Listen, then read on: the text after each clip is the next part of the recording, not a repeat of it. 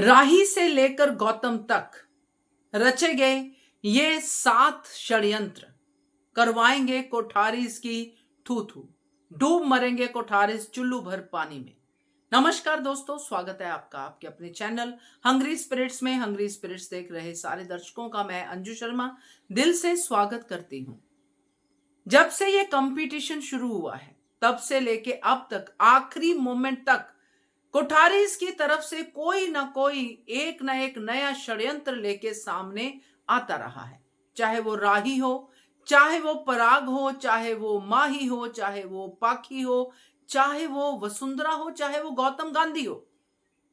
मगर अब बारी आ गई है इन सारे षड्यंत्रों का हिसाब किताब लेने की, क्योंकि अब जो पब्लिक है वो अनुपमा के साथ है। जैसे मेकर्स ने दिखाया बिहाइंड द सीन, वैसे ही सब के सब खुलासे होंगे पब्लिक के सामने। तो फिर क्या होगा? ये जो बड़ी सी नाक लेके वसुंधरा घूम रही है, कोठारीज की गरूर और ये वो सब कट जाएगी और होगी थू थू। तो बताती हूं आपको, वैसे तो आप सब जानी जान हैं, मगर फिर भी एक फ्लैशबैक में जाते हैं कि कहां से इनके षड्यंत्र शुरू हुए हैं और कहां पे अनुपमा ने एंड में इनके गरूर पे चोट मारी है इस षड्यंत्र को टक्कर देके। बात करते हैं, पहले वही निवेदन, जिन्होंने अभी तक चैनल को सब्सक्राइब नहीं किया है कर लीजिए, साथ में दोस्तों बेल आइकन दबाइएगा ताकि आपको हमारे वीडियोस के नोटिफिकेशन मिलते रहें। सबसे पहला षड्यंत्र क्या था? सबसे पहला षड्यंत्र शुरू किया राही ने।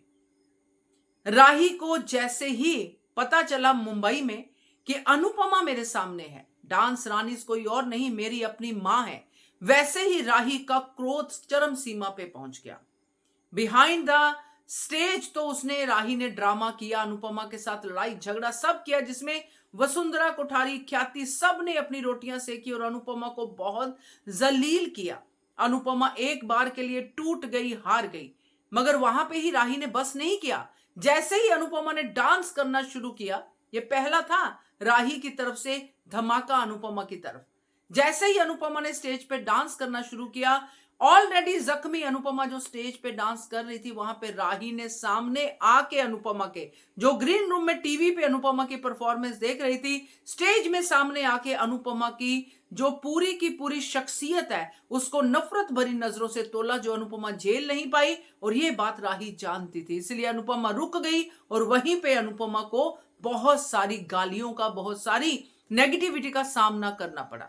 यह था राही का पहला जो है षड्यंत्र, मैं कहूंगी इसको षड्यंत्र। लोग कुछ भी कहे राही को लेके, मगर राही ने यह ठीक नहीं किया था। ये था पहला षड्यंत्र। अब राही घबराई हुई आ गई अहमदाबाद में, क्या होगा, mummy mummy mummy mummy mummy जीत जाएगी, मम्मी ऐसा मम्मी वैसा होना शुरू हो गया। इधर से राही के ऊपर प्रेशर शुरू हो गया, मेरी बेटी ना हार जाए। ये सर पे बोझ लेके पराग कोठारी पहुंच गया अनुपमा के पास। दूसरा षड्यंत्र कि खेलने से पहले ही वॉकआउट कर जाए मां, पैसे ले ले, गोल्ड कार्ड ले ले, जो गौतम को तो अभी तक नहीं दिया है उसके कर्जे उतारने के लिए, मगर अनुपमा को देने के लिए चले गए पराग कोठारी। पराग कोठारी ने वो अनुपमा को कार्ड दिया, बाप का प्यार पूरा दिखाया, मगर था तो षड्यंत्र। चाहे भावनाएं जो भी थी, मगर थी तो गलत, थी तो अनुपमा को हराने वाली। चाहे उसके बदले पूरा संसार की दौलत अनुपमा के पांव में रखते, मगर थी तो अनुपमा की हार। तो ये हारने का ये दूसरा षड्यंत्र। उसके बाद टीम अनुपमा आ जाती है अहमदाबाद में, जो अनुपमा के लिए ऑलरेडी बहुत बड़ा जो है, कह सकते हैं कि एक बोझ है। मंदिर वाली बात को मैं षड्यंत्र में नहीं लेती हूं। इसके बाद का षड्यंत्र जो पाखी ने किया, देखिए आप, उनकी टीम में उनके घर वाले सारे एक से लेके एंड तक, जिसको कि हम कंसिडर ही नहीं करते, गौतम गांधी, उसने भी पार्टिसिपेट किया है। तो वहां पे पाखी का नया नाटक शुरू हो गया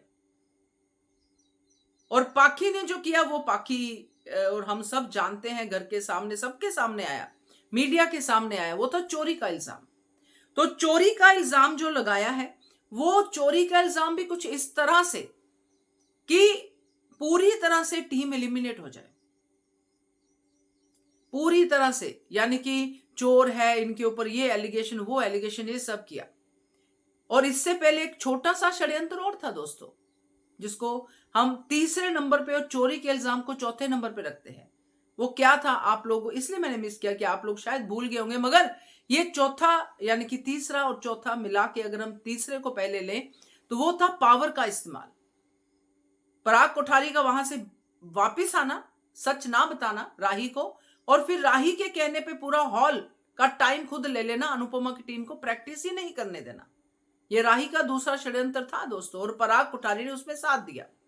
तो ये तीसरा और चौथा चोरी का इल्जाम, जो हार की चोरी का मामला हुआ, नहीं हरा पाए, आ गया सच सामने।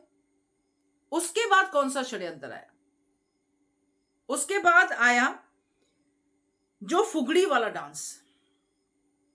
फुगड़ी वाला डांस आने के बाद क्या हुआ? देविका की एंट्री हुई, उस षड्यंत्र का भी मुंह तोड़ जवाब मिल गया। देविका की एंट्री के बाद फुगड़ी फुस हो गई, क्योंकि राही फुस होगी। बहुत जोर लगाया इन्होंने कि इनको कर दो इलिमिनेट, कर दो इलिमिनेट। इन्होंने क्यों एक्स्ट्रा प्लेयर लिया, क्यों एक्स्ट्रा प्लेयर लिया, मगर कुछ नहीं चली। अभी छठा षड्यंत्र क्या है? जो माही ने प्रॉपर्टी चोरी कर ली। लास्ट मोमेंट तक चलते रहे ये लोग। जब ये सब लोग कामयाब नहीं हुए, माही की चोरी, फाकी की चोरी, राही का हॉल का पावर लेना, पराग का रिश्वत देना, ये सब जब कामयाब नहीं हुए तो उनका बड़ा खिलाड़ी सामने आया, गौतम गांधी। गौतम गांधी ने अनुपमा पे क्रिमिनल एक्ट किया। अब ये क्रिमिनल एक्ट को तो सीरियसली लेते नहीं है।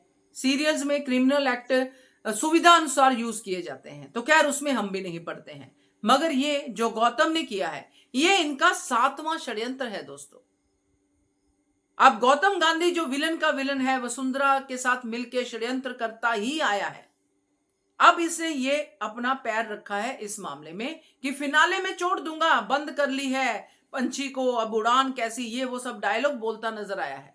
मगर अब तक पराग कोठारी को अकल आ चुकी है दोस्तों। अनुपमा को खरीद नहीं सका, राही को हॉल भी दिलवा दिया, पावर भी यूज कर ली, जजेस के साथ भी बात कर ही ली होगी, मगर ये सब काम नहीं आए हैं। तो पराग कोठारी को पता है कि अब तो जो अच्छा है वही जीतेगा, जो बेस्ट है वही जीतेगा। तो सबको फेयर चांस मिलना चाहिए, क्योंकि ये प्रोसेस होता है, ये लंबा प्रोसेस है। इसमें पराग कोठारी सुधर गया, बाकी नहीं सुधरे हैं, बाकी कोई नहीं सुधरा है। पराग कोठारी सुधरा है, इसलिए उसने अनुपमा की मदद करके गौतम गांधी के षड्यंत्र को फेल कर दिया। मगर गौतम गांधी तो है ना तोशु के पास। तो ये सारे के सारे बीटीएस जिसमें ये बातें हुई हैं, क्योंकि सब कुछ तमाशा जो अनुपमा ने कहा, सारा तमाशा लोगों के सामने हुआ है। तो लोगों को क्या ये करतूतें नहीं पता चलेंगी कि कितना जोर लगाया राही और उसके ससुराल वालों ने, कोठारीज ने अपनी बहू को जिताने के लिए पैसे ऑफर किए, पावर्स छीन ली और चोरी के इल्जाम लगाए, झूठे इल्जाम लगाए, क्या कुछ नहीं किया एक मां को हराने के लिए एक बेटी ने। ये सब कुछ आगे जो है आने वाला है। अगर नहीं भी आता है तो हम सब तो जानते ही हैं कि कैसे इनकी थू थू होने वाली है, क्योंकि अल्टीमेटली राही तो हारने वाली। सो ये हार का बोझ तो राही सहन नहीं कर पाएगी, क्योंकि इतना सब कुछ गंद मचा के जीत भी नहीं पाई, कोठारी जीत भी नहीं पाए। ये सबसे बड़ी हार है इनकी। तो ये 7 षड्यंत्र ही इनकी थू थू करवाएंगे दोस्तों। क्या कहते हो आप इसके बारे में? कमेंट कीजिएगा। देखते रहिए channel hungry spirit. Thank you so much.